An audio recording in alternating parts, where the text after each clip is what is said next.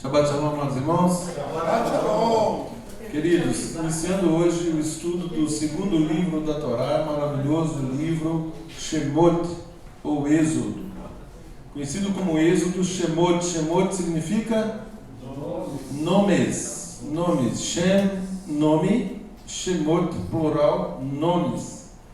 E começa exatamente assim: são estes os nomes, no capítulo 1, verso 1, são estes os nomes, Shemot, dos filhos de Israel que entraram com Jacó no Egito. Cada um entrou com sua família. E aí lista as 12 tribos, quais sejam: Ruben, Simeão, Levi e Judá, Issacar, Zebulon e Benjamim, Dan, Naftali, Gade e Azer. Na verdade 11, sendo que José e Yosef estavam no Egito. Todas as pessoas, pois, que descenderam de Jacó foram 70. Yosef, porém, estava no Egito. E aqui, já expliquei isso em outras vezes, lá na Brit Hadashah fala que foram 75, e aqui fala que foram 70. E ontem eu falava com dois irmãos o cuidado que devemos ter com as Escrituras, no sentido de saber interpretar o texto no seu contexto. O que acontece muitas vezes é que textos são interpretados ao arrepio do contexto. Tira-se, pega uma frase isolada, não se dá o trabalho de analisar toda a perícope, todo aquele elenco de textos que circundam o texto que se pretende analisar, e isso obviamente resulta em prejuízo. O fato de falar aqui, e aí olha para vocês verem o que é uma interpretação de texto. O fato de falar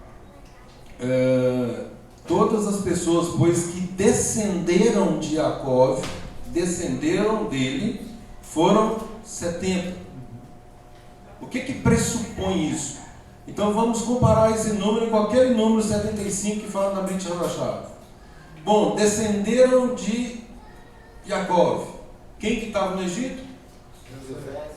Bom, se descenderam de Jacó, Jacó não está contado aqui. Então é 70, mais Jacó 71, mais Yosef 72, mais os dois filhos de Yosef 74, mais a esposa de Yosef, que completa a família, 75. Alguma dúvida? Entendeu? Então assim, isso não invalida. E tem gente que fica assim: Brit Hadashah é contraditória com a Torá. Não existe contradição. Existe um contexto que nós temos que analisar. Então isso mostra que nós devemos ter um cuidado, o zelo sempre de analisar a Escritura em seu contexto e não retirar isso para que não haja nenhum prejuízo. Verso 7: mas os filhos de Israel foram fecundos e aumentaram muito, e se multiplicaram e grandemente se fortaleceram, de maneira que a terra se encheu deles. Entrementes, levantou-se novo rei sobre o Egito, que não conhecera a Yosef. E ele disse ao seu povo, silêncio gente, e ele disse ao seu povo: eis que o povo dos filhos de Israel é mais numeroso e mais forte do que nós. Eia, usemos de astúcia para com ele, para que não se multiplique, seja o caso que, vindo guerra, ele se ajunte com os nossos inimigos, peleje contra nós e saia da terra. E os egípcios puseram sobre eles feitores de obras para os afligirem com suas cargas. E os israelitas edificaram a Faraó as cidades celeiros, Pitom e Ramsés. Quanto mais os afligiam, tanto mais se multiplicavam e tanto mais se espalhavam, de maneira que se inquietavam por causa dos filhos de Israel. Então os egípcios, com tirania, faziam servir os filhos de Israel e lhes fizeram amargar a vida com dura servidão, em barro e em tijolos, e com todo o trabalho no campo, com todo o serviço em que na tirania os serviam. Prossegue o estudo de hoje, a porção de hoje, falando da desobediência das parteiras. A preocupação de Faraó faz com que ele emita uma ordem para que os meninos fossem assassinados. E obviamente nós conhecemos a história, sabemos que duas parteiras, elas implicitamente, né, se recusaram a cumprir essa ordem.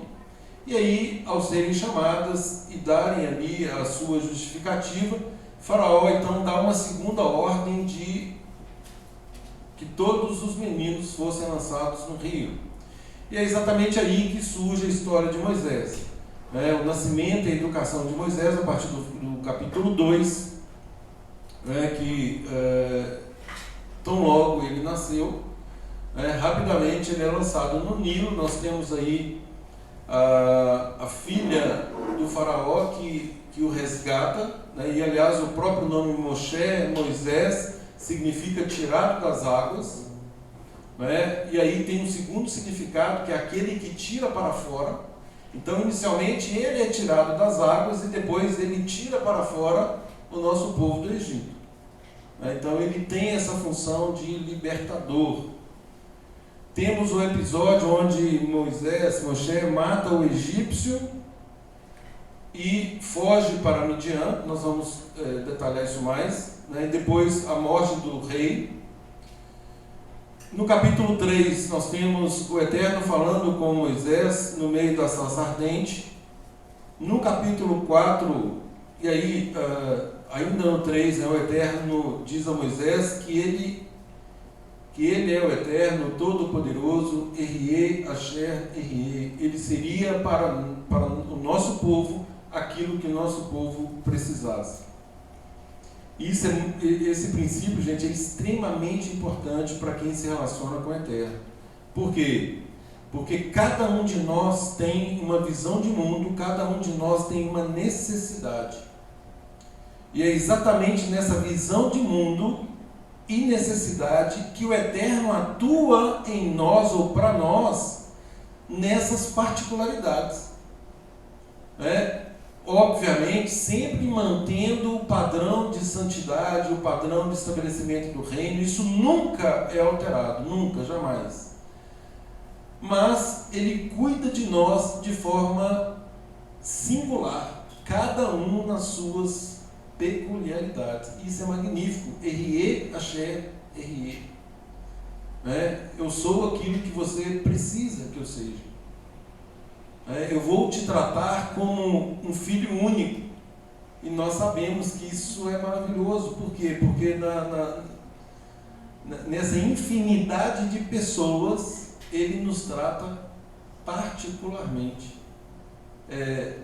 Somos somente nós e Ele. É um relacionamento pessoal. É óbvio que tem situações coletivas, mas na intimidade, o nosso relacionamento com Ele é pessoal. E Ele estava falando isso para Moisés, para que Moisés repassasse aos filhos de Israel. Tanto é que ele fala que Israel, a coletividade agora, seria o seu servo, o seu primogênito. E aí, claro, nós sabemos que muitos pegam esse texto para substituir a questão da primogenitura de Yeshua no tocante à nova criação. E são dois textos também que não se confundem e eles não se correlacionam no aspecto de primogenitura. Uma coisa é Israel como povo eleito, nação eleita, sendo servo do Eterno e sendo primogênito do Eterno. Isso é uma coisa. Outra coisa é Yeshua como Mashiach, vindo e sendo primogênito de uma nova criação, uma criação pós-pecado.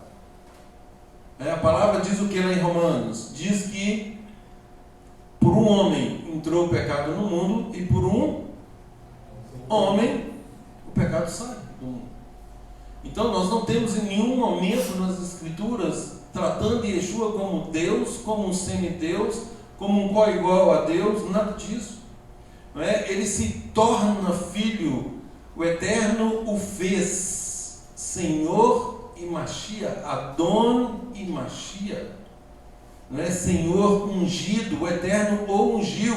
Outro verso diz assim: como o Eterno ungiu a Yeshua, o Netzarim, o Nazareno, com o Ruach HaKodesh poder, o qual andou por toda parte fazendo bem, curando a todos os oprimidos do diabo, do adversário, porque o Eterno era com ele. Isaías 53 fala disso, né, do servo sofredor, e aí os nossos irmãos ortodoxos atribuem o servo sofredor a Israel, e nós sabemos que na integralidade de Isaías 53 não há como ser Israel. Ali Isaías está falando do servo Machia ungido que sofreria por causa do povo. É como eu disse, uma coisa é uma coisa, outra coisa é outra coisa. O fato de Israel ser o primogênito, o servo, não anula nem substitui absolutamente nada em relação ao Mashiach Yeshua, primogênito de uma nova criação. Agora, tirando o pecado do mundo, mostrando que nós devemos viver em dependência ao Eterno, nós temos condições de, seguindo seus passos, atingir o mesmo padrão de relacionamento que ele tinha com o Pai. E isso é extremamente precioso para nós, porque sem Ele nós não vamos a lugar algum. Quem ousa pensar que pode deixar o Mashiach Yeshua de lado e andar desprezando aquilo que ele nos elucidou, está completamente equivocado. E infelizmente não estará no reino. Porque ele próprio declarou isso, né? Ninguém vem ao Pai a não ser por mim. Então, queridos, Parashá Shemot, nós temos Haftarah em Isaías 27, 6 até 28, 13. No capítulo 29 também, versos 22 e 23. E na Brit Hadashah, Atos, capítulo 7, 17 a 35, que é exatamente o discurso de Estevão, corroborando esse episódio de Shemot, que está relatado aqui.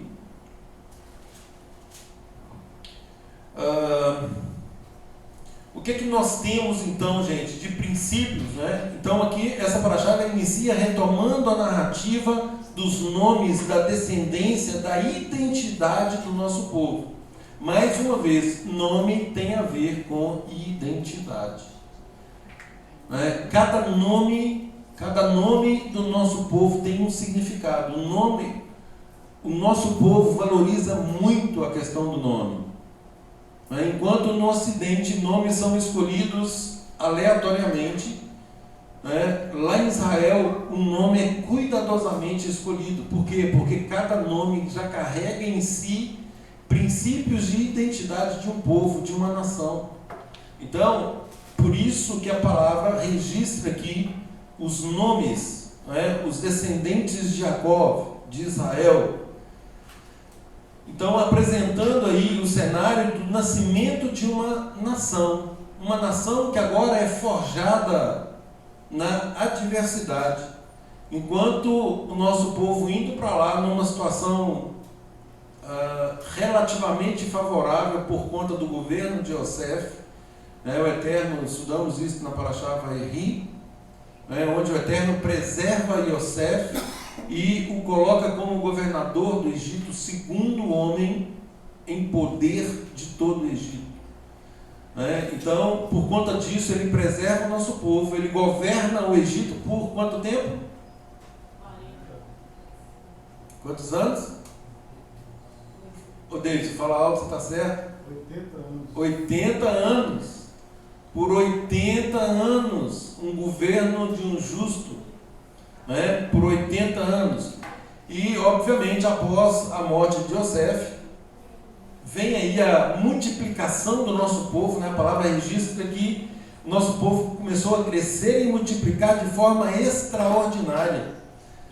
E tudo, gente, que nós fazemos, e é um princípio do reino, tudo que nos vem à mão para fazer, nós devemos fazer como?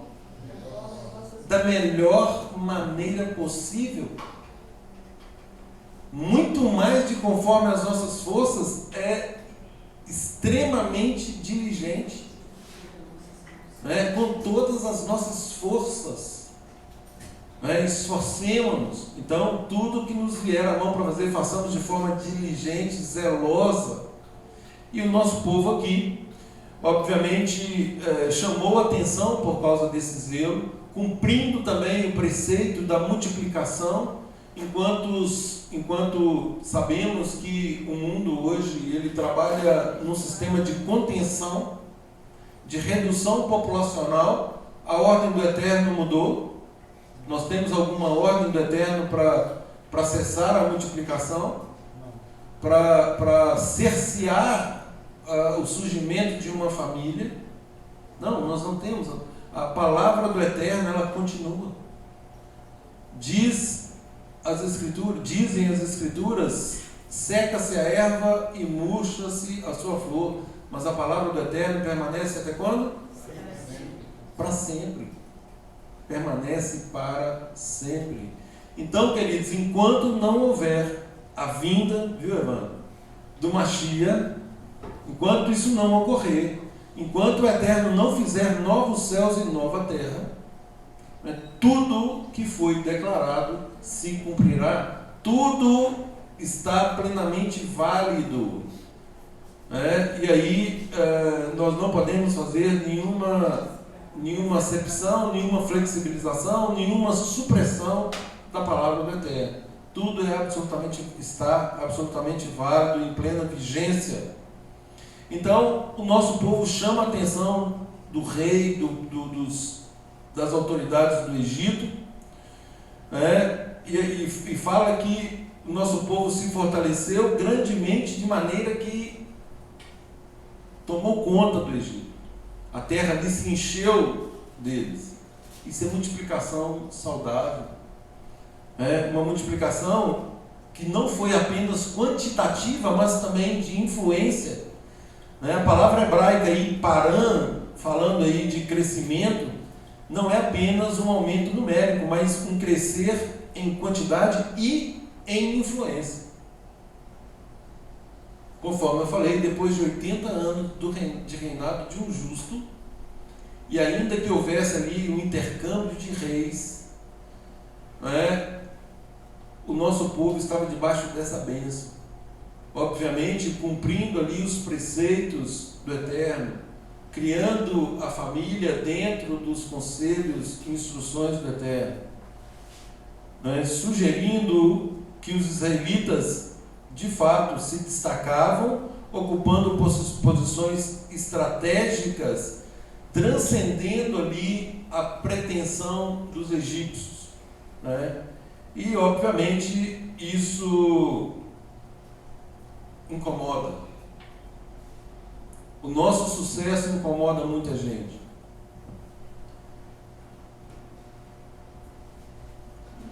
Quando o povo de Deus prospera, isso chama a atenção das pessoas, e muitos querem barrar esse crescimento. Muitos querem barrar. Por isso é que nós devemos continuar confiantes no Eterno, seguir o nosso curso, cumprindo as instruções do Eterno, sabendo que nós seremos perseguidos. Yeshua declarou isso de forma clara: se perseguiram a mim, se odiaram a mim, certamente farão isso com vocês também. Ou seja, todos, e a palavra também é clara nesse sentido, todos que querem viver de forma piedosa, diga-se, dependentes do Eterno, sofrerão perseguições. Então, queridos, não tem uma vida cômoda no reino.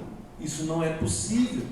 Por quê? Porque o sucesso espiritual incomoda.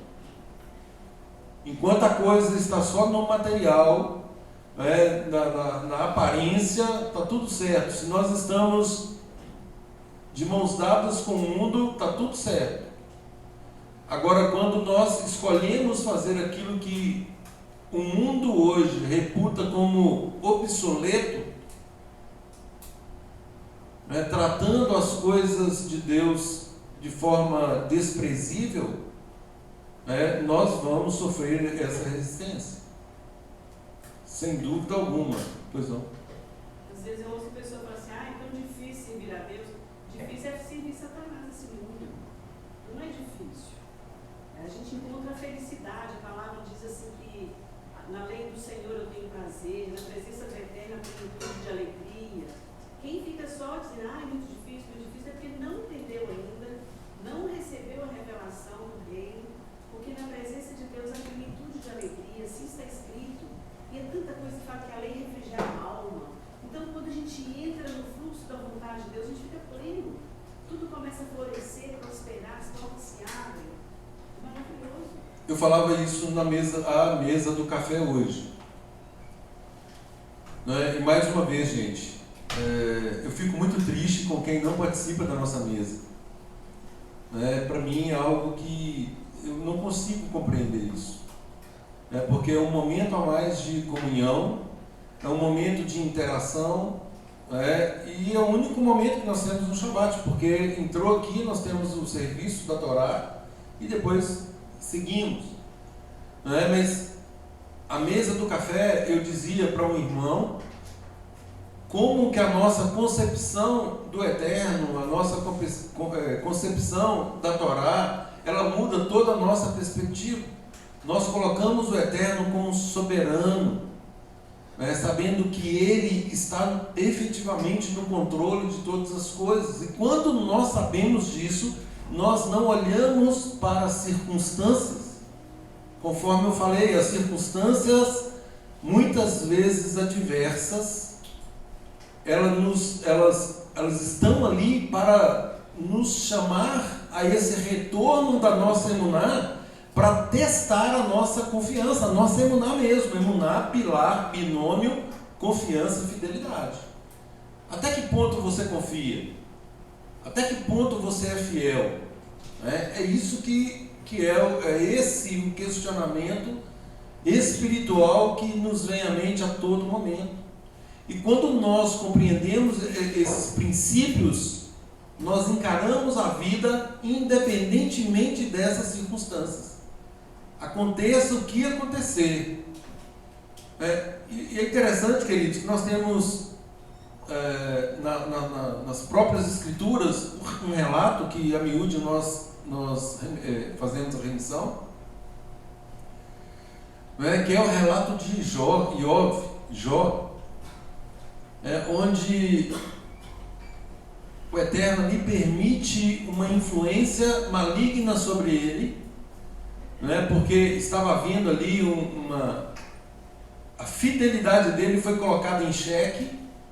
E aí nós conhecemos a história e sabemos como que males que vieram foram convertidos em bênçãos, muitos males, ao ponto de os seus amigos, pseudo-amigos, questionarem a própria fidelidade dele para com o Eterno.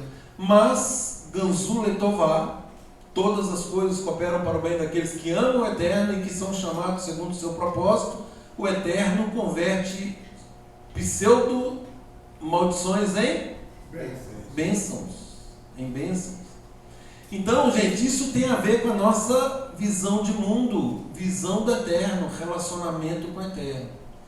E aí uma coisa interessante que a palavra diz, que a intimidade do Eterno é para aqueles que o buscam. Para aqueles que o buscam. O Eterno se revela para aqueles que o buscam. Foi falado aqui, eu e Maria Lúcia conversamos muito, sobre vários assuntos, obviamente, e dentre eles aí o estudo da Brit Hadashah, e especificamente o livro em questão, que é o livro de 1 Coríntios. E 1 Coríntios, gente, alguém teria dito assim: eu gosto mais de orar do que de ler. Eu estou mais orando do que lendo. Gente, isso não existe. Isso não existe, porque nós só podemos orar as promessas do Eterno. E como que nós vamos conhecer as promessas do Eterno? Tomando conhecimento delas. Então a oração, gente, o Eterno fala: prova-me, põe a minha prova. A oração é uma reivindicação de promessas. onde nós podemos dialogar dentro do conhecimento que nós temos. E se nós não temos esse conhecimento, essa oração, ela é pobre na essência, porque não atinge a intimidade que o Eterno quer nos dar. E quanto mais nós lemos e conhecemos, esse diálogo vai o quê? Aprofundando. Gente, é só lembrar aí o nosso tempo de namoro, não é assim? Nosso tempo de namoro, a gente vem aquela empolgação inicial, e quanto mais nós vamos conhecendo a pessoa, mais liberdade, mais vocabulário, mais paz, mais alegria de estar juntos. Assim é o nosso relacionamento, mutatis mutandis, obviamente, assim é o nosso relacionamento com o Eterno. Quanto mais relacionamos com Ele, mais nós queremos relacionar. Maria Lúcia usou a expressão comigo essa semana que me chamou a atenção, falou assim, é interessante porque quando nós começamos a ter esse tempo com o Eterno, nós somos impulsionados. Eu entendi o diálogo dela, assim, eu sou atraída eu sou puxada como um imã. Eu tenho que ir, eu não tenho como não ir. E aí a gente compreende os nossos patriarcas que falavam que oravam 3 vezes ao dia. Naqueles momentos, ou seja, um momento específico onde nós temos alegria de nos aproximarmos do Eterno para buscar essa intimidade. Pois não. Isso que você falou sobre conhecer a palavra, orar a própria palavra, as pessoas que reclamam que é difícil servir a Deus, elas também não têm conhecimento da palavra, porque se elas tiverem, elas vão se regozijar com a dificuldade, porque o apóstolo Paulo fala, vocês devem se gloriar nas tribulações. A gente vai passar por tribulações, por negação do nosso eu o tempo todo. Mas quando nós tivermos que negar o nosso eu, o que Yeshua fala? Tudo que vocês perderem aqui por minha causa, vocês recebem 100 vezes mais aqui mesmo, por minha causa do reino, né? Então, com perseguições. Essa pessoa não conhece a palavra. Se ela conhecer, ela vai se alegrar. Então, de modo, passando por tribulação ou não, nós somos alegres. Então, mas aí volto ao eixo central. Tudo depende da perspectiva. E aí, gente, Yeshua nos apresenta esse reino na perspectiva correta. Nos apresenta o Eterno como nosso Pai, e a palavra diz claramente que Ele está promovendo, já promoveu em nós e continua a promover agora por nosso intermédio a reconciliação com o Pai.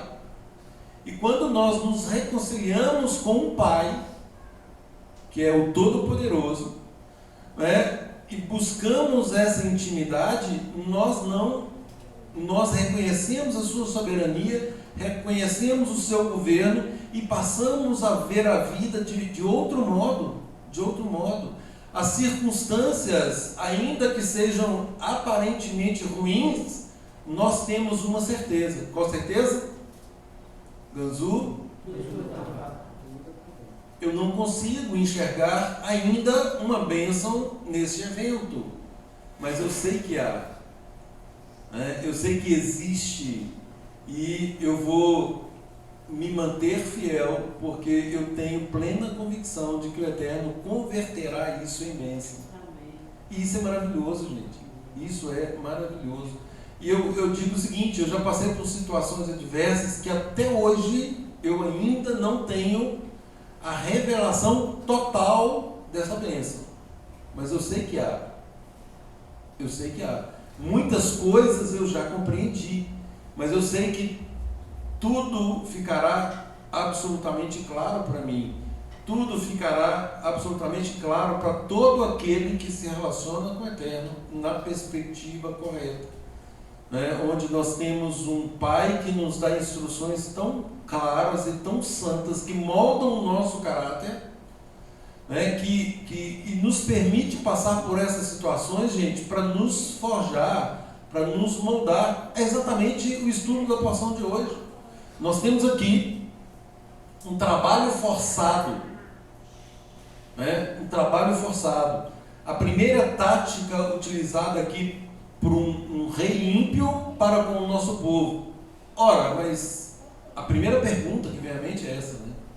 Como que esse Pai, esse Deus que você diz aí que estamos servindo, permite que o nosso povo passe por isso? Gente, lembre-se do que o Eterno falou com Abraão lá em Gênesis 15, que o nosso povo passaria por um momento de escravidão, que ele seria escravo numa terra estranha. Por culpa de quem? Por culpa do próprio povo. Sucesso do povo. Hã? Sucesso do povo. Como assim sucesso? A multiplicação. Não, eu digo em relação ao ponto negativo. Né? Porque o Eterno permitiu que o nosso povo ficasse subjugado. Aqui nós temos uma bênção em meio a uma situação ruim, sem dúvida alguma. Essa multiplicação é a bênção do Eterno, sem dúvida nenhuma. Mas, ainda que estavam ali se multiplicando, eles estavam se assimilando e deixando as mitzvot para o lado. Isso. essa é a questão. O povo teve sucesso em se assemelhar aos egípcios. Toda vez que ocorreu tragédia com um judeu, a maioria das vezes eles... Aqui ainda não era judeu, né? Vamos, tecnicamente, vamos tratar assim. Então, o povo hebreu aqui, dito povo de Deus, né? O que aconteceu foi o que o Eterno estava dizendo para Abraão, né? Aquilo foi isso faz parte da onisciência dele, no sentido de falar assim, olha, vai acontecer isso.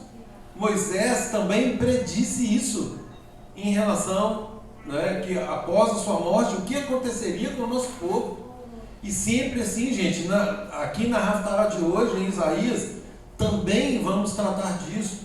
Sempre tem a ver conosco. Falávamos, fez parte da nossa conversa à mesa do café hoje, né? O que estamos escolhendo? Muitas vezes, gente, nós escolhemos a maldição. Muitas vezes. E nós sabemos que a bênção está diante de nós tal qual a maldição. E nós deixamos a bênção de lado, escolhemos a maldição. Mas como isso é possível? Teoricamente não é possível, mas na prática isso acontece. E por que acontece? Porque a nossa Yetzer Tov, ou seja, a nossa inclinação para fazer o que é certo, sucumbe diante da Yetzer Hará, daquilo que é errado. Enquanto a Yetzer Hará, ela tem um fluxo natural, a Yetzer Tov requer um esforço para que se mantenha alinhado aos padrões da terra.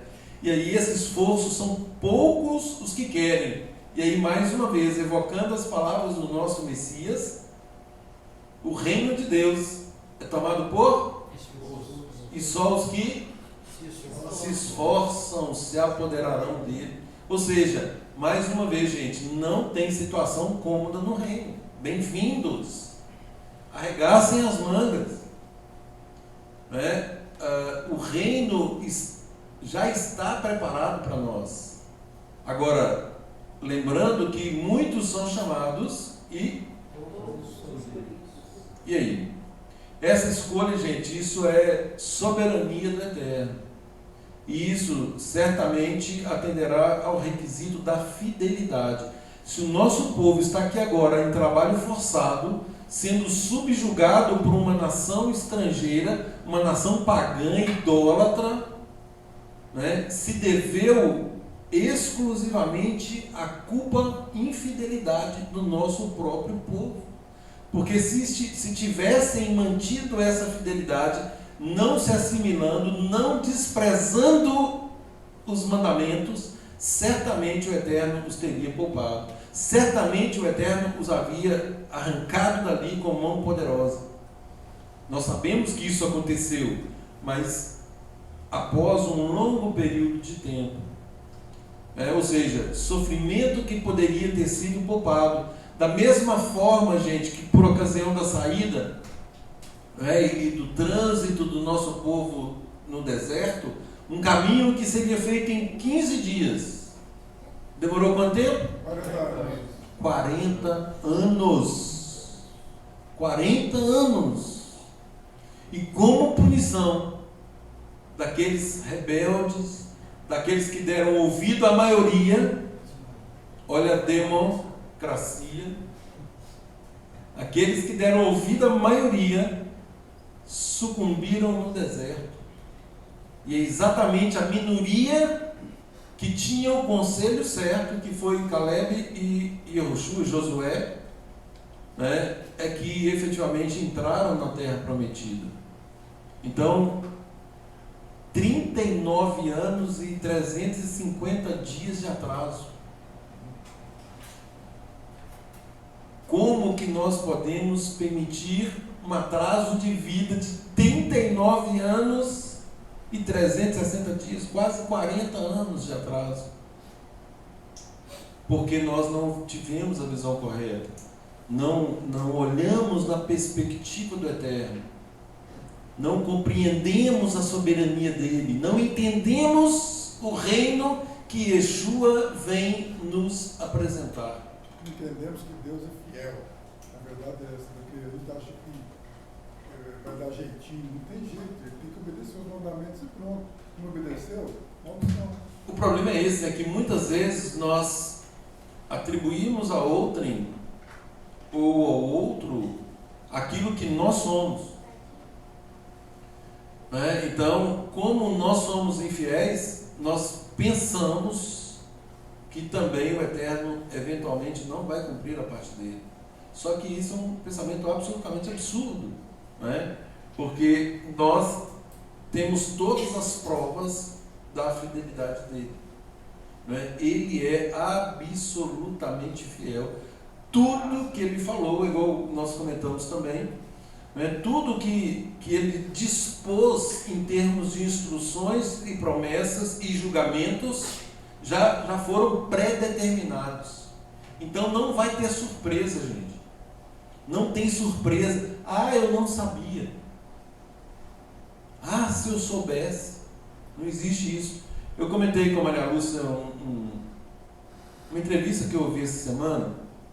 Eu já contei isso aqui também. Mas me chamou a atenção de uma forma mais profunda. Talvez eu não saiba expressar essa profundidade, mas eu vou contar de novo para vocês.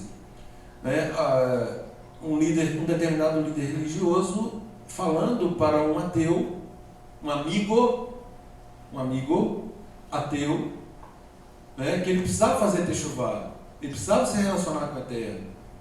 E aí o diálogo entre ambos foi assim: olha, você religioso, você é bem casado, eu também sou. Você é feliz com a sua esposa, eu também sou. Você tem um bom trabalho, eu também tenho. Né? Você é feliz servindo a Deus, eu sou feliz não servindo. Então, assim, por que você está incomodado comigo? Aí ele virou e falou assim: olha, em tudo isso que você falou, ok, nós estamos em empate, é verdade. Agora, vai ter um momento do desempate. O momento vai ser quando nós formos chamados. Você concorda que tanto você ateu quanto eu, nós vamos morrer. Se tem uma certeza, é que todos morreremos. E aí tem um critério de desempate.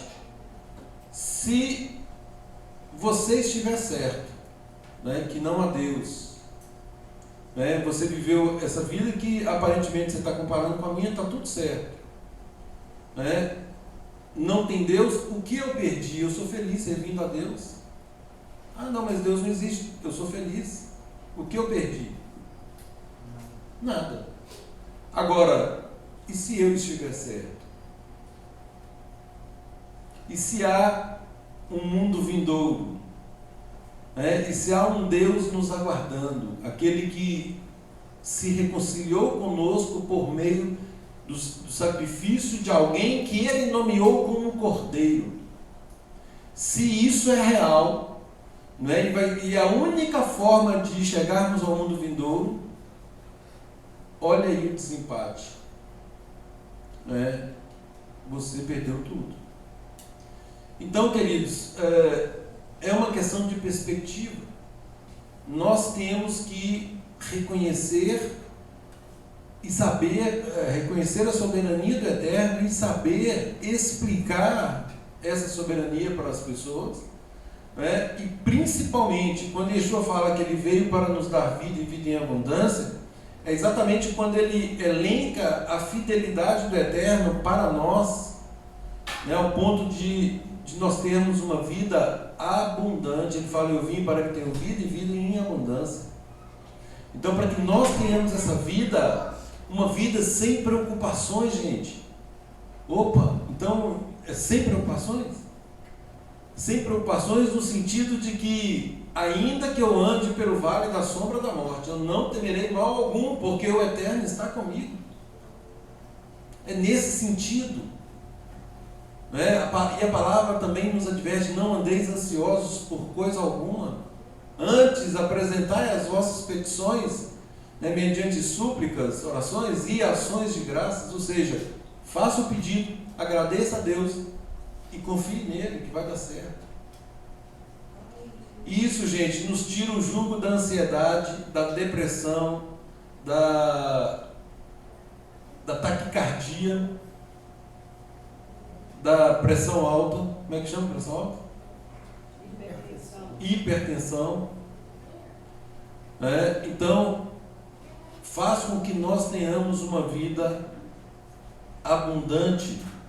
Uma vida abundante. Então, queridos, aqui nós temos o nosso povo trabalhando forçado. Foi a primeira tática do rei do Egito para forçar o nosso povo. E com isso pretendendo dizimá-lo ou diminuir o seu crescimento. Não, essa pessoa está prosperando demais, vamos dar um jeito de barrar isso aí. O povo estava prosperando demais, vamos intervir nesse negócio. E aí arma esse trabalho forçado. Vem a questão do infanticídio, conforme eu falei, primeiro aí mandando matar os meninos, depois jogando no rio. E é interessante, gente, que nós temos aqui duas parteiras, embora tenha fábula judaica sobre isso, com um único fundamento essa fábula cai por terra em relação a Miriam, mas nós temos duas parteiras egípcias, e não do nosso povo, egípcias que reconhecem que a ordem emanada era ilegal, uma ordem ilegal, imoral. E aí o princípio de direito, ordem ilegal não se cumpre. Elas descumpriram, desobedeceram o faraó, o rei, o soberano daquela nação. Desobedeceram e foram o quê? Premiadas. Abençoadas. Pelo Eterno. Pelo Deus Todo-Poderoso. Porque correram o risco de morte. penalizado. Sim, com certeza, de morte. Se a Kavaná, a intenção delas, fosse revelada a Faraó, elas morreriam. Certamente morreriam. Então, correndo risco de morte, elas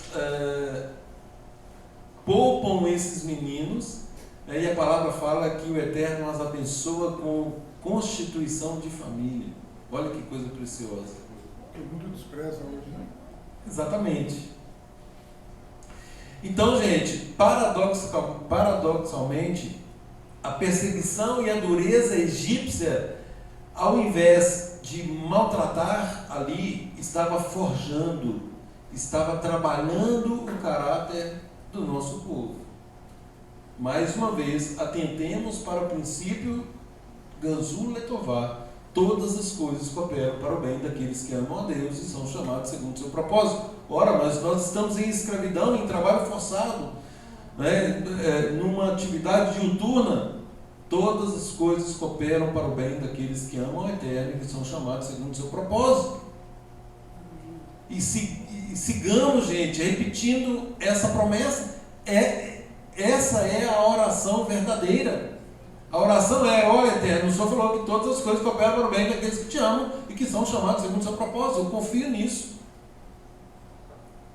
E eu sigo tranquilo, porque o Senhor está no controle. E a palavra fala que o homem pode fazer planos, mas a resposta vem dos lábios do Eterno. E há caminhos, gente, que para nós são caminhos de bem, mas no fim são caminhos de morte. Então nós não sabemos, porque nós não detemos característica da onisciência. Né? O eterno, sim. Por isso é que nós devemos depender dele, porque ele sabe o que é melhor para nós. Algo que nós reputamos por bem, na verdade o eterno, e aí muitas vezes nós enxergamos uma resistência do eterno. O eterno não está respondendo a minha oração, o eterno me disse não mais uma vez, né? Mas o eterno está ali nos livrando de morte, e nós não conseguimos enxergar isso. No entanto, se nós temos a perspectiva correta, reconhecemos a soberania e sabemos que Ganzul Letová, nós descansamos, aconteça o que acontecer. Nós descansamos. É o que Jó, após todos os incidentes pelos quais ele passou, ele declarou ao final: antes eu te conhecia por ouvir dizer, agora os meus olhos te veem. Eu consigo, eu me aproximei demais, o Senhor se aproximou demais de mim. Agora sim eu sei o que é relacionar efetivamente com o Senhor. Então é isso, gente, é que nós devemos buscar. Se o nosso povo tivesse mantido a fidelidade para com o Eterno, certamente não teriam passado por essa primeira escravidão, porque nós sabemos que é só uma primeira. Deus, eu estou convencido de quando Yeshua fala, pega seu madeira e siga, quem pega esse madeira e passa por esse processo, se aproxima de Deus. Com certeza, com certeza. Exatamente isso. Independentemente, olha, que eu tenho todas essas circunstâncias, mas isso não me é impeditivo. Eu vou seguir. Pois não? Só ainda dentro desse tema, perseguição versus a prosperidade do povo, eu tiro lições importantes para a minha vida. Eu aprendo que a minha multiplicação, a minha prosperidade, ela tende a atrair perseguição. Com certeza. Dificilmente a minha prosperidade, o meu sucesso vai atrair amigos, vai atrair empatia. É o contrário. Atrai falsos amigos. Falsos amigos. Não são amigos. Sim. Então, a nossa prosperidade, o nosso sucesso, a nossa estrela brilhando, não vai atrair amigos, vai atrair perseguição, vai atrair inimigos. Então, nós precisamos de estarmos atentos a essa situação. A sua estrela está brilhando, você está sendo próspero, vai atrair perseguição, vai atrair inimigos. É uma lição interessante que eu tiro. Todos que querem viver piedosamente padecerão perseguições. Gente, e a prosperidade, nesse ponto, o Aguinaldo citou aí o texto, promessa do Eterno. Salmo 37 fala exatamente isso. Agrada-te do Eterno, e Ele satisfará os desejos do seu coração. Agradar do Eterno não é apenas algo declarado, é algo vivido. Se nós efetivamente, olha o chamar, se diligentemente obedecerdes aos mandamentos que hoje vos ordeno, eu vou dar tudo isso aqui para vocês. Promessas pré-estabelecidas, condicionais à obediência. Quando fala, agrada-te do Eterno e Ele satisfará os desejos do seu coração, qual que é a condição? Agrada-te do Eterno. Ter prazer em servir a Deus. Sirva-o com prazer, com alegria, com toda a sua força. Está escrito no Shema: amarás, pois, Adonai teu Deus de todo o teu coração, de toda a tua alma e de toda a tua força. Mas isso não nos garante que o mundo vai nos aplaudir. Não, nós não podemos nos preocupar com o mundo. Nós fazemos tudo focados no Eterno. Vão nos perseguir, vão querer nos matar, nos derrubar. Agora, nós estamos agradando ao Eterno. É Ele a quem nós estamos agradando. Então, mas olha a garantia de vitória. No mundo tereis aflições, tem de bom ânimo. Eu venci o mundo. Pronto, Yeshua venceu o mundo. E se ele venceu, nós podemos o quê? Vencer também. Com certeza.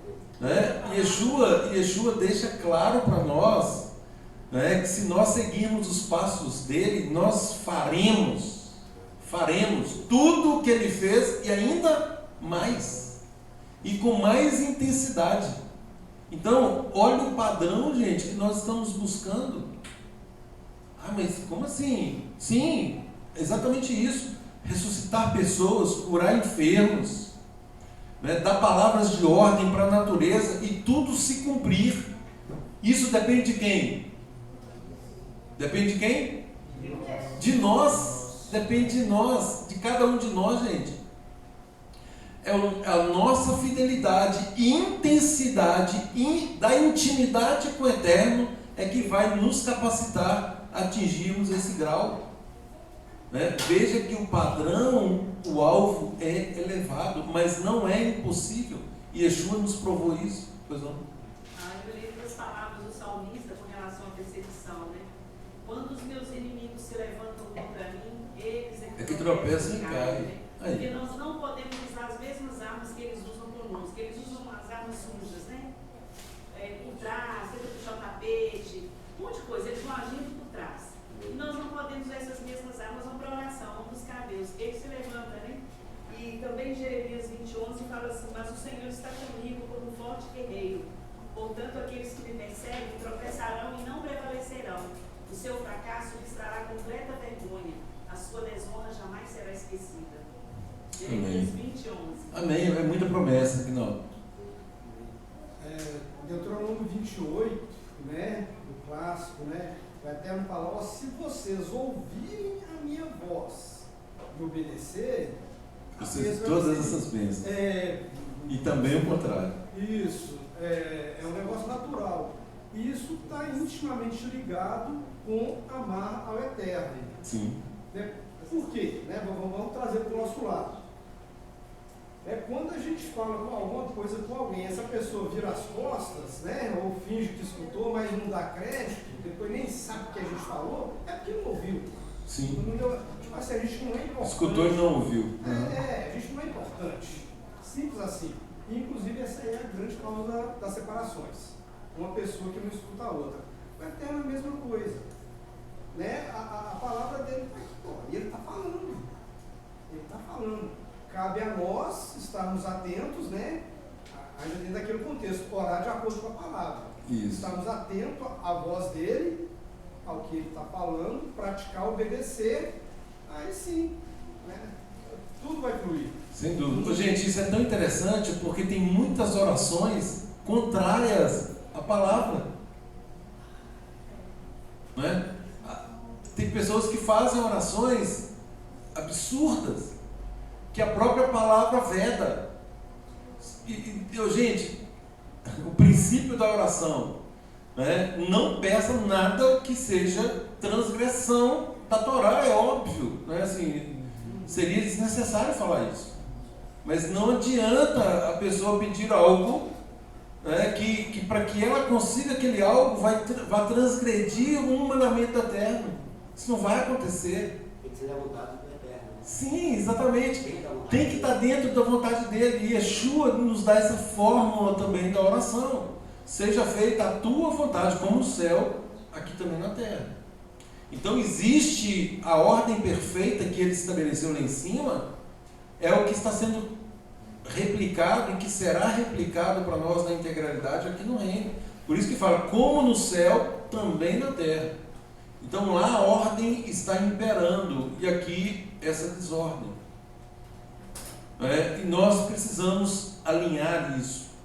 Então a nossa oração, ela tem sempre assim: Senhor, isso. Se nós temos alguma dúvida, seja feita a tua vontade. Agora, isso tem que ser sincero, ao ponto de nós descansarmos. Ganzula e Tová, seja feita a vontade do Eterno, Baruch Hashem. Nós oramos por cura, a pessoa morre. Baruch Hashem. Baruch Hashem.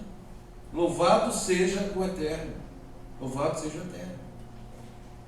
Então, gente, isso é reconhecimento de soberania. Isso é manter a nossa fidelidade. Para quê? Para que nós não venhamos a atrair maldições na nossa vida, como aconteceu com o nosso povo. E mais uma vez, Romanos 15:4. Tudo que outrora foi escrito para o nosso ensino foi escrito a fim de que pela paciência e pela consolação das Escrituras nós possamos ter esperança. Então a palavra é para nos dar esperança. Tikkun, retificação. Ou seja, quando nós detectamos algo errado e detectamos, o Rua fala isso conosco o tempo todo, e imediatamente nós tratamos de retificar, Tikkun. Retifiquemos. E à medida que retificamos, aí sim nós subimos mais um degrauzinho da grande escalada que nós estamos propostos. Então, queridos, em meio a essa escuridão, tudo que estava acontecendo lá no Egito, o Eterno opera um milagre através do nascimento de Moshe, na tribo de Levi. E aí, nós conhecemos a história de que ele foi lançado no rio Nilo e resgatado pelo filho de Faraó. Qual o paralelo aqui com Yeshua no tocante à missão? A missão. Yeshua também nasceu com o propósito de tirar o nosso povo da escravidão. Então, gente, Moisés aqui, cujo nome significa das águas foi tirado, e também que ele tiraria o nosso povo da escravidão física. O paralelo com Yeshua é que Yeshua também teve a missão de nos tirar agora da escravidão espiritual, do pecado. Conquanto, obviamente, há muita escravidão ainda física no mundo, muitos são escravos até mesmo sem saber que são. Mas quando há uma libertação espiritual, tudo isso cai. Então aqui agora nós temos a verdadeira libertação. A verdadeira libertação, gente, ela acontece primeiro na nossa mente.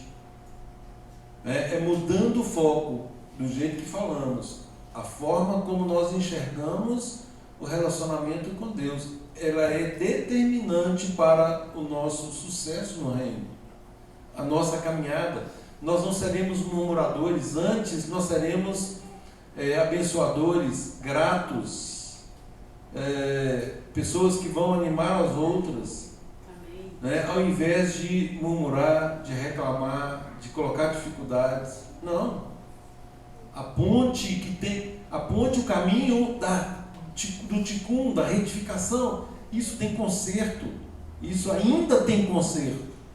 Vai chegar um momento que não tem mais. Hoje alguém falou aí sobre a questão de negar Yeshua, e nós sabemos isso, gente. Negou. O que eu falei à mesa, a palavra diz o seguinte, que quem faz isso era melhor do que não tivesse conhecido. Então, por exemplo, nós temos um segmento que não crê em Yeshua. Isso é uma coisa, é sério, é grave, mas ainda tem uma esperança de eles crerem.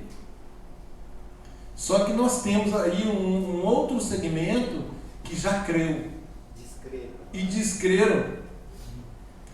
E aí a palavra fala o que lá em Hebreus? Para estes já não há mais esperança, senão apenas expectativa de juízo. Antes não tivessem conhecido, do que conhecer e negar.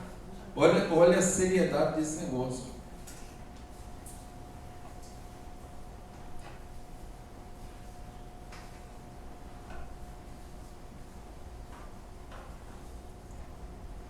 O Eterno, gente, aparece para Moisés, nós sabemos aí do episódio, a sarça ardente e o chamado aí no Horebe, no Monte Horebe, no Sinai.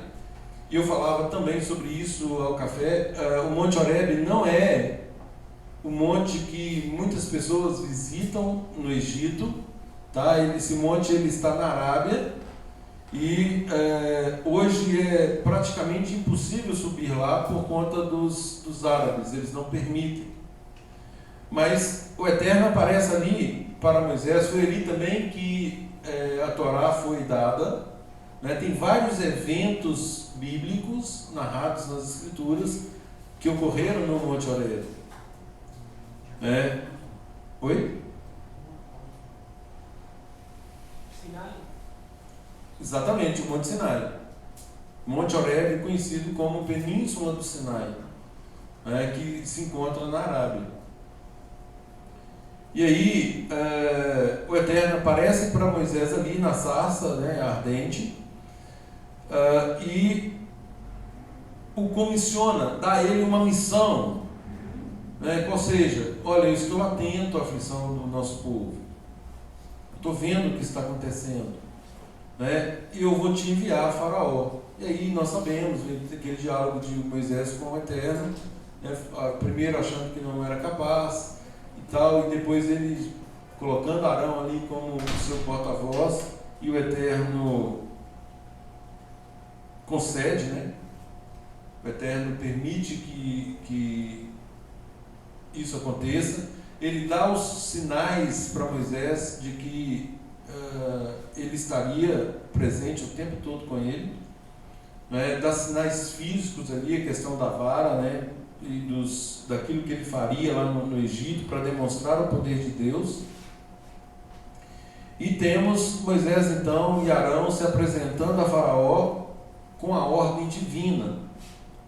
Sendo que Moisés, para o Egito, ele é Deus. Lembrando isso, gente, que Moisés, Deus levou. olha como que Deus agiu, em relação a Moisés, porque Moisés foi educado conforme os padrões egípcios, em termos de cultura geral, vamos dizer, ele era uma pessoa instruída. E ao se apresentar a Faraó, o próprio Eterno, nesse comissionamento, falou: você vai se apresentar como meu representante. Ou seja, a palavra registra que Moisés ali, ele estava literalmente como Deus. E nós podemos dizer que Moisés é Deus? Não. Gente, a correlação com Yeshua é a mesma. É a mesma. Esse quesito aí de Elohim, na verdade, é a plenitude da palavra divina quando sai de uma pessoa. Então, Yeshua, a plenitude da palavra de Hashem estava em Yeshua. Que Yeshua falava, na verdade, não era dele. Por isso que quem ouvia Yeshua falando, eles declaravam: ele fala de forma diferente, ele fala com quem tem autoridade e não com os escribas e fariseus. Ou seja, não é apenas um discurso, é um discurso dotado de autoridade. Ou seja, ele estava vivendo aquilo que ele estava falando. E obviamente Yeshua deixou isso muito claro, eu não vim fazer a minha própria vontade, senão daquele que me enviou. As palavras que eu estou dizendo para vocês não são minhas, mas do Pai. Então isso, gente, que é determinante. Um representante do Eterno não tem ponto de vista. No seu ponto de vista, o que você entende? Eu não entendo nada. O que eu entendo é a palavra diz assim, assim e assim. Não, mas como que você interpreta? Ora, eu interpreto assim, assim e assim. Não, mas tem gente que fala que é assim, assim e assado. Não, a palavra diz assim, assim e assim. Então, Yeshua cumpriu isso de forma mais correta possível, totalmente correta. E ele declara isso: eu estou fazendo a vontade do meu Pai. Essas palavras são do meu Pai, não são minhas. Eu não estou escolhendo palavras, eu não estou criando nada novo, eu só estou apresentando aquilo que é da vontade do meu Pai. E aí, queridos, quando Moisés e Arão se apresentam ao Faraó e declaram: Israel é meu filho, meu primogênito, Faraó pergunta para ele: quem é o Eterno? Quem é esse? Olha que pergunta de alguém absolutamente dissociado da realidade espiritual. Quem é Adonai? Quem é o Eterno? E tem muita gente aí fora, gente. Muita gente. Às vezes, quando eu vejo essas entrevistas nas ruas de grandes centros, a pessoa pergunta se você crê em Deus? Não creio. E aí, se a pessoa vai falar de Deus, quem é esse? A história se repete. 3.500 anos se passaram e a história se repete. Então a pergunta de Faraó revela a sua ignorância e arrogância. Por que arrogância? Porque Faraó, na mente dele, ele era um Deus. Quem é o Eterno? Aqui sou eu que mando. Pois não. Eu fiquei intrigado nessa paraxá. E eu já passei, o irmão deu o exemplo aqui do Shabat, da palavra. Eu fiquei intrigado com a semelhança da pergunta de Faraó para quando a gente vai expor o porquê que a gente não trabalha no Shabat, né? E me chamou muita atenção, eu falei assim, é o próprio sistema ali, né? Quando nós chegamos nessa fase, o nosso retorno está ainda contramão do mundo ali, e foi com muita similaridade as perguntas que as pessoas fazem. Mas aonde está isso na Bíblia? Que Deus é esse? Deus é Deus de todo mundo. Eu fiquei intrigado com isso. Deus não vai ficar chateado, né? Todo mundo trabalha no Shabat. Isso é normal, gente? Que isso? Ô, gente, o absurdo do normal hoje, eu não vou nem ousar repetir. Mencionei um episódio ontem com os irmãos.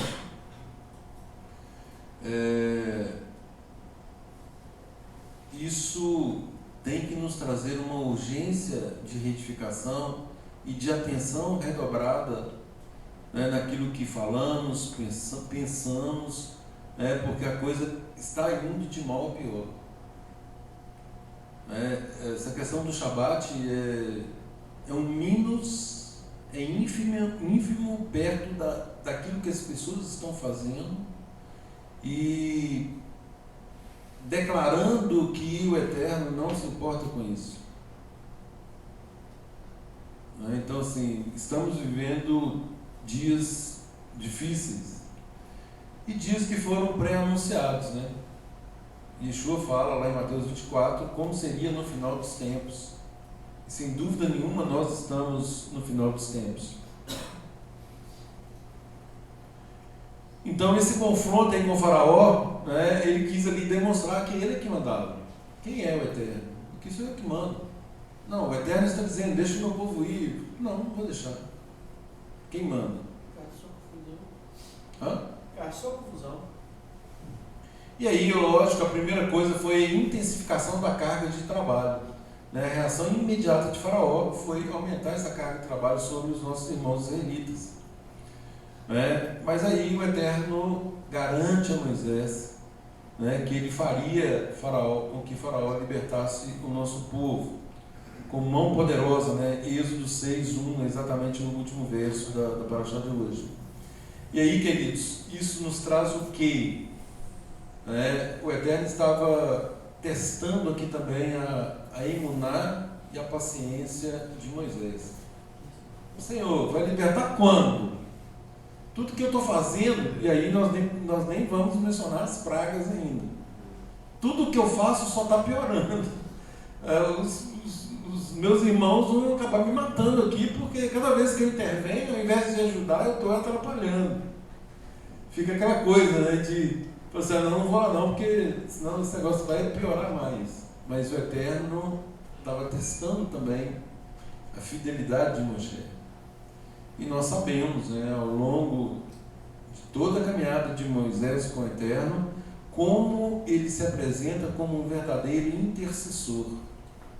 Ao ponto de, em determinado evento, ele falar com o Eterno, não, se o Senhor seguir com a ideia de destruir esse povo, pode arriscar meu nome do livro da Bíblia. Como ele cresceu, né, Tchau? Assim, sim. Na caminhada. Porque, no princípio, Ele chegou a falar assim, não, Senhor, o Senhor me perdoa, mas envia outro, não me envia a mim, não. Isso. A ponto do Eterno ali se irá com ele, então Abraão vai com você. Você vai ser como Deus, né? Uhum. E alguns capítulos à frente a gente já vê ele, não. Se o Senhor for destruir ele, você risca o meu nome no livro da... Exatamente, mas a nossa caminhada com o Eterno, isso mostra exatamente isso, né? Porque conquanto incipiente, novo no caminho, né? O natural é que nós vamos crescendo. Shaul fala sobre isso. Nós temos que atender ao tempo decorrido. Então, quanto mais nos relacionamos, mais nós progredimos. Como a luz da aurora que ele fala. Caminho do justo é como a luz da aurora, vai brilhando mais e mais até ser dia perfeito. Não há estagnação. É o que a gente está sempre falando. Não existe uma pessoa ficar 30, 40 anos num banco e não... Yeshua fala sobre isso. Shaul fala sobre isso lá em Romanos 11. Ou seja, nós somos enxertados na verdadeira oliveira para quê? Para produzirmos frutos. Nós temos que produzir frutos. Se nós não produzirmos frutos, o que vai acontecer? Nós seremos cortados, nós seremos tirados fora. E a palavra fala, tenha cuidado, né? Tenha cuidado. Né? Porque às vezes a gente acha que nós somos os privilegiados. Não, o Eterno quebrou uns lá e nos colocou, nos enxertou, falou, cuidado, não se ensoberbeça contra os ramos, porque não são vocês que sustentam os ramos, e sim, são eles. Né? Se o Eterno, né, se vocês ficarem arrogantes, o Eterno pode arrancar vocês e pode reenxertá-los. Então, assim, nos mostrando que um caminho de humildade e um caminho progressivo. Nós temos que seguir progredindo. Por isso que a gente está sempre falando, né? Atenda ao tempo decorrido. Tem condutas, gente, que são naturais. Essa água que flui e ela tem que chegar lá no mar, não tem como. E aí a gente vê o quê? Que no fluxo natural alguém chega lá e coloca uma barreira. Por que essa barreira? Colocou por quê? Ele próprio está se boicotando, ele está se auto-sabotando. Isso quando não deixa a água dos outros passar. Então, assim, é insano e não comporta um juízo adequado nos padrões do reino. Porque o natural, a coisa está seguindo o natural. É só nós permitirmos e que nós vamos progredir, mas aí vem e nós mesmos colocamos obstáculos para nós. Isso é autossabotagem, impedindo o nosso próprio crescimento. Gente, pensem porque isso acontece, e com muito mais intensidade e frequência que nós pensamos. Queridos, conexão com a Haftará de Isaías 27:6 a 28:13, 29, 22, 23. Essa Haftará complementa a Parashá, sem dúvida, quando aí os temas de crescimento, dispersão, julgamento e redenção de Israel. 27:6 fala do florescimento futuro. Nos dias vindouros, Jacó, Israel lançará raízes, Israel brotará e florescerá, encherão o mundo de frutos. Conectando diretamente aí com a multiplicação dos israelitas em Êxodo 1:7. Tá? E está falando aqui que Israel, numa terra estranha, ele prosperaria em termos de multiplicação e frutos. Todavia se mantiveram alheios e rebeldes às instruções da terra. Então não é um crescimento pleno, vamos dizer assim, é só um aspecto. É igual quando a gente fala de fruto é um fruto, só que ele tem vários gomos. É mais ou menos isso. Aqui tinha um aspecto só, e os outros? Ainda faltam os outros. Fruto do Espírito. Eu fiz alusão a esse, mas é a mesma coisa aqui, né? Isaías 28, 10, 13, aí nós temos a pedagogia do Eterno e a dureza de coração, e é aí que entra o perigo, né? Pois, o que diz a palavra, gente, em termos de mandamento. A palavra diz, é mandamento sobre mandamento, mandamento e mais mandamento, regra sobre regra, regra e mais regra, um pouco aqui e um pouco ali, para que vão e caiam para trás, e se quebrem, e se enlacem, e sejam presos. Isso, gente, reflete a intensidade do Eterno em querer que nós retifiquemos os nossos caminhos. Ou seja, somos de fato indesculpáveis. Ninguém tem desculpa. E você sabe qual que é o problema? O nosso problema é que ao invés de assumirmos, nós damos desculpa. Esse negócio, se irrita a gente, imagine a Deus. A gente vê uma coisa errada, sabe que a pessoa está errada, você chama a pessoa à responsabilidade, aí ela vai e inventa uma desculpa, ao invés de assumir a responsabilidade. Se nós ficamos irados, imagine o Eterno, com aquilo que Ele estabelece como santo, como instrução para serem seguidas. Isaías 29, 22, 23 trata da redenção e do reconhecimento. Por isso, assim diz Adonai a respeito da casa de Jacó, que redimiu Abraão. Jacó não ficará mais envergonhado, nem o seu rosto mais se empalidecerá. Pois quando vierem no meio dele os seus filhos, a obra das minhas mãos, santificarão o meu nome, sim, santificarão o santo de Jacó e temerão o Deus de Israel. Aqui, gente, é uma profecia futura, apontando realmente para a redenção final de Israel, que santificará o nome do Eterno. E também, sem dúvida nenhuma, a libertação do Egito é o primeiro passo. É o grande primeiro ato de redenção que estabelece esse padrão, onde o Eterno se revela e é reconhecido mediante aquilo que Ele faz por todo o povo. E também isso aponta para a redenção final, aquela que Shaul fala lá em Romanos 11, onde após o conhecimento total a respeito do Mashiach, o remanescente de Israel será salvo. Então todos terão a oportunidade de fazer Teshuvah, todos. E aí mais uma vez se cumpre Deuteronômio 28. Estou colocando diante de vocês a bênção e a maldição. Escolham a bênção. O tempo todo é isso.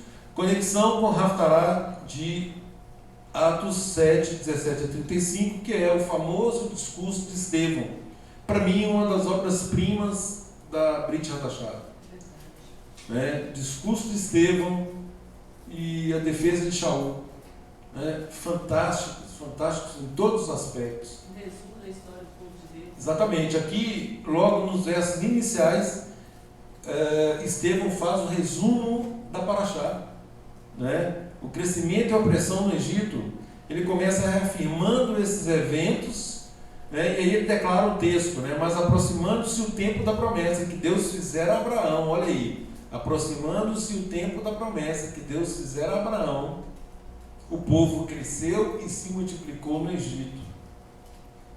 E aí fala que o rei usou de astúcia contra a nossa linhagem e oprimiu os nossos pais a ponto de os forçar a jogar fora os seus recém-nascidos para que não sobrevivessem. Cumprindo aí Êxodo 1, E aí vem Moisés rejeitado, apesar de enviado, foi rejeitado. Atos 7, 20 a 35. Ele continua descrevendo aí que Moisés nasceu uma criança muito bela, fala que ele foi criado no Egito, fala que ele foi instruído em toda a sabedoria dos egípcios e era poderoso em palavras e obras. Atos 7, 22. Ou seja, era uma pessoa qualificada. Moisés não era desqualificado para a missão que o Eterno lhe deu, assim como Shaul, uma pessoa altamente qualificada. Ele descreve aí a tentativa de Moisés, o assassinato do egípcio por Moisés e a sua fuga para Midian. E ele enfatiza um ponto aqui, gente, interessante. Né? A rejeição de Moisés pelo próprio povo. Quem te constituiu príncipe e juiz sobre nós? Queres tu matar-me como ontem mataste um egípcio? Mas apesar dessa rejeição inicial, após a fuga, aí o Eterno aparece para ele na sarça ardente e o nomeia príncipe e libertador. Mais uma vez, a narrativa ressalta a soberania do Eterno, de escolher e capacitar seus líderes, mesmo quando estes são inicialmente rejeitados ou até mesmo duvidam de si mesmos, como foi o caso dele. Inicialmente ele falou: não, eu não sou capaz. Pois não, Pedro.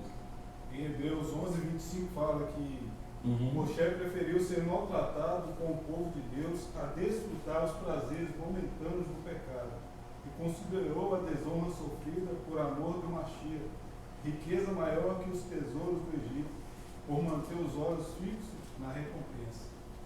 Exatamente, gente. Excelente texto para nós meditarmos. Nós precisamos saber a quem estamos servindo, qual é a nossa missão, qual é o nosso papel. E aqui, Moisés, enquanto libertador do nosso povo, nesse princípio aqui de escravidão, porque os próximos passos, o estudo das próximas parashot seguem mostrando tudo que o nosso povo vai passar, mas nós temos que saber para que viemos. Então ele vai promover essa libertação, e nós também já fomos comissionados por meio da nossa reconciliação com o Eterno. O Eterno nos comissionou como reconciliadores. E a palavra diz: o Eterno estava em Yeshua, reconciliando consigo o mundo, e nos deu o ministério da reconciliação. Que o Eterno nos abençoe a todos. Pois não, Pedro? Essa passagem que ele leu é maravilhosa para nós. Às vezes a gente tem um probleminha com irmãos, a gente acha uma dificuldade de resolver. Moisés, olha só, o que ele passou pensando lá na frente. Todos aguardavam a Mashiach já. Então todo o sacrifício que passávamos aqui é mínimo, comparando com o que nós aguardamos. É isso que eu quis dizer quando eu falei que nós temos que saber a que viemos. Ou seja, nós temos aqui pré-anunciadas todas as promessas para nós. Nós sabemos o que nos aguarda, o galardão que nos aguarda. Então, vale a pena. Com certeza vale a pena. E o Eterno fala assim: eu amo quem me ama, e quem me ama obedece meus mandamentos. Pois é, que nós possamos seguir, gente, amando ao Eterno com todo o nosso coração, com toda a nossa alma, com toda a nossa força. Shabbat shalom a todos. Amém.